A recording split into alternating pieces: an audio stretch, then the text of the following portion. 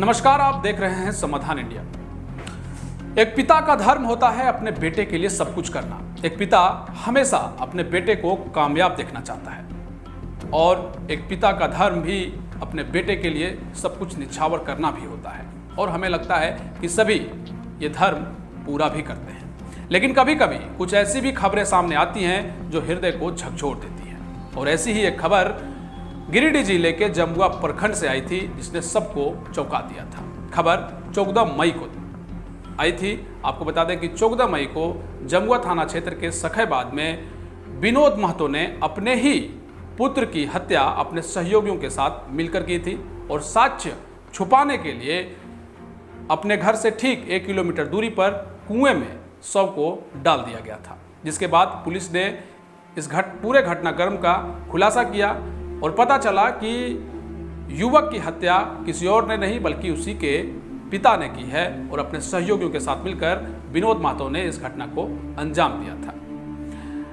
लेकिन इस घटना के बारे में आज हम आपको क्यों बता रहे हैं, ये आप सोच रहे होंगे। दरअसल इस पूरे घटनाक्रम को आज हम आपके बीच इसलिए ला रहे हैं क्योंकि चिंकू वर्मा, जिनकी हत्या हुई थी, उनके रिश्तेदार और उनकी माता का कहना है कि अभी तक चिंकू वर्मा के हत्यारे फरार चल रहे हैं, जिन्हें पुलिस जल्द से जल्द पकड़े और हमें न्याय मिले।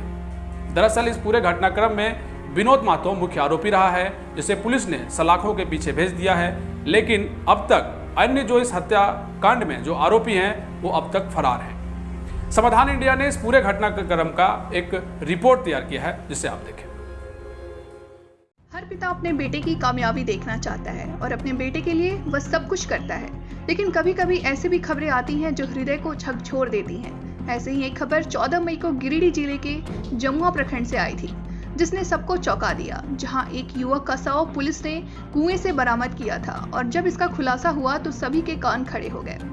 बताते चले कि खोरी महुआ एसडीपीओ नौशाद आलम ने जमुआ थाना में प्रेस वार्ता कर कुएं से बरामद युवक के शव के मामले में खुलासा किया। बताया था कि जमुआ प्रखंड के सखेबाद गांव निवासी विनोद महतो ने सहयोगियों के साथ मिलकर पुत्र की हत्या करने की बात स्वीकार की थी। आरोपी ने बताया था कि जब उसकी पत्नी लकवाग्रस्त हो गई थी तो उसने 2007 में गिरिडीह मुफस्सिल थाना क्षेत्र गदाकट्ठा गांव निवासी लड़की से शादी कर ली थी। दूसरी पत्नी से एक पुत्र हुआ, जब पहली पत्नी से 2 पुत्र पवन वर्मा बड़ा एवं चिंकू वर्मा छोटा था।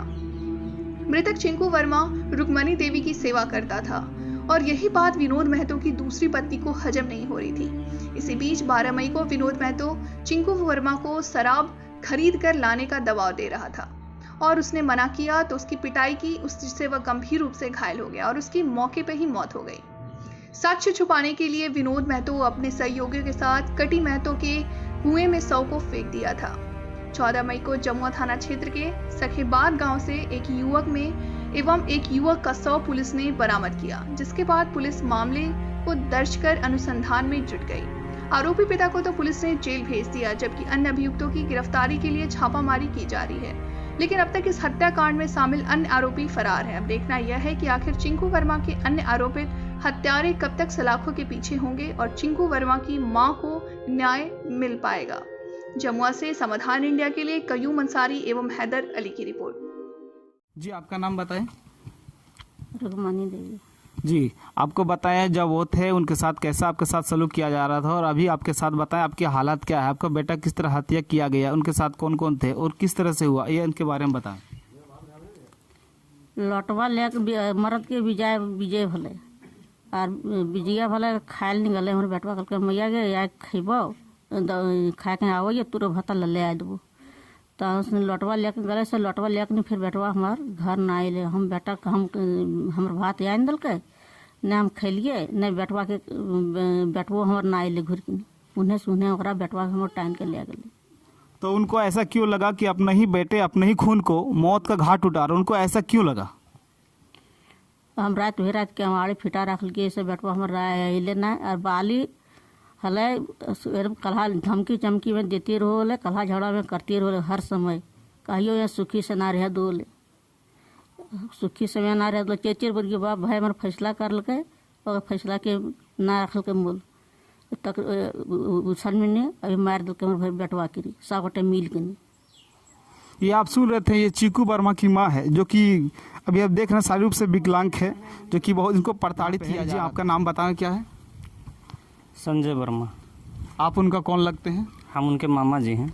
जिस वो 14 जून की घटना हुई वो आपको सूचना मिली या उससे पहले, या इसके बारे में आप क्या जानते हैं या किस तरह घटना हुई, इसके बारे में आप क्या कहना चाहेंगे? देखिए सर, इनकी शादी जो तो 1993 में हुई। 1993 में शादी होने के बाद हमको लगता है कि 2 से 3 साल जो है सो इनको ठीक से रखा गया होगा, ठीक सही से खाना पीना दिया गया होगा। 3-4 साल होने के बाद इनके संतान हुए, 2-3 संतान हुआ, जिसमें से एक संतान मेडिकल की फैसिलिटी नहीं मिल पाया। शारीरिक उसको पुनिया बीमारी हुआ और इनको जो ठीक कराने के लिए, एक बेटी थी, वो ठीक कराने के लिए इसको सुविधा नहीं दिया गया, जिससे वो मर गई, है ना। उसके बाद जब छोटा बेटा जो चीकू अभी मर गया है जी, वो चीकू को जो है सो चीकू को जब वो जन्म लिया, चीकू जन्म लिया तो इनका जो पैर जो है सो वीकनेस आ गया शरीर में और कमजोरीपन हो गया। कमजोरीपन हुआ। जब वीकनेस आया तो पाँव जो सो चलने में इसको परेशानी होने लगा। परेशानी होने के बाद इन्होंने कितना बार जो है सो इलाज कराने के लिए बोला, लेकिन इसका इलाज सही से, इसका ट्रीटमेंट नहीं हो पाया।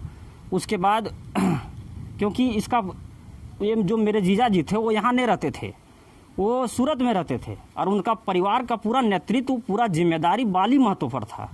ये बाली महतो कौन है? बाली महतो इनके चचा हैं। वो इनके चचा, चीकू वर्मा के चचा है। हाँ, और वो और उनकी पत्नी दोनों मिल करके इस घर का पूरा जो है सो शोषण करते थे। और मेरी बहन का मतलब क्या कहते हैं, एक तरह से प्रताड़ित करते थे। खाने में दिक्कत, पीने में दिक्कत, हर चीज़ में इसको परेशानी, हर चीज़ से इसको वंचित रहना पड़ा। तो जब हम इसकी घटना जो है सो 14 जून को जो घटना हुई, 14 जून में हमको सूचना मिली कि बोला आपका जो भैगना है सो घर से बाहर हो गया है, मिल नहीं रहा है।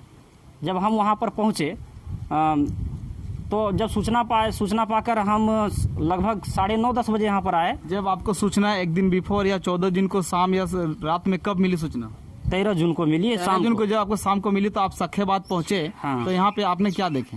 यहाँ हम उस समय तो रात थी, रात्रि में हम कहाँ जाते, कुछ नहीं देखे, सो गए चुपचाप।